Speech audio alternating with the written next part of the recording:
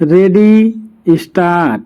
जाति जनगणना कराने की घोषणा के बाद अन्य अनेक मांगों के साथ आरक्षण की सीमा बढ़ाने की जरूरत जताए जाने के बीच सुप्रीम कोर्ट की यह टिप्पणी ध्यान देने योग्य है कि आरक्षण व्यवस्था रेल के डिब्बे जैसी हो गई है।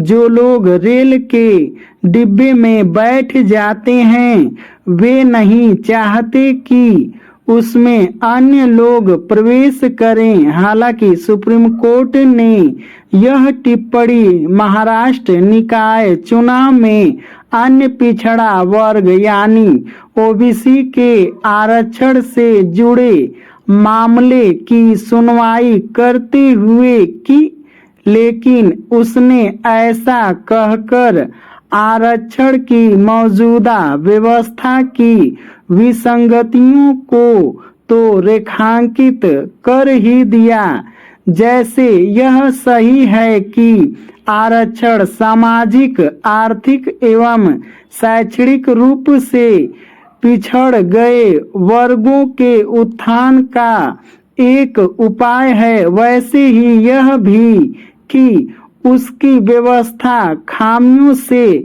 ग्रस्त है। इसके चलते आरक्षित वर्गों की अपेक्षाकृत कुछ समर्थ जातियां आरक्षण का अधिकतम लाभ उठाने में समर्थ हैं। यह स्थिति SC/ST आरक्षण में भी देखने को मिलती है और ओबीसी आरक्षण में भी। इसका एक कारण यह भी है कि सामाजिक न्याय की बातें करने वाले राजनीतिक दलों के नेता जब सत्ता में आए तो उन्होंने अपनी जाति वालों पर विशेष कृपा दृष्टि रखी। आरक्षण की व्यवस्था ऐसी होनी चाहिए जिससे आरक्षित वर्गों की जो भी जातियां सामाजिक, आर्थिक एवं शैक्षणिक रूप से सबसे पीछे रह गई हैं उन्हें उसका लाभ सबसे अधिक भी मिले।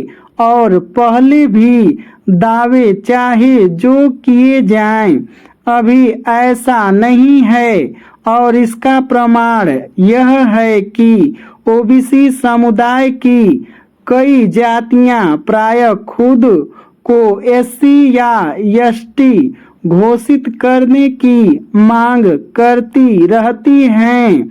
उन्हें लगता है कि ओबीसी वर्ग में रहते हुए उन्हें आरक्षण का लाभ लेना कठिन है। आरक्षण व्यवस्था कैसे रेल के डिब्बे सरीखी हो गई है, इसका संकेत तब मिला था जब सुप्रीम कोर्ट ने SC/ST आरक्षण में उपवर्गीकरण को उचित ठहराया था।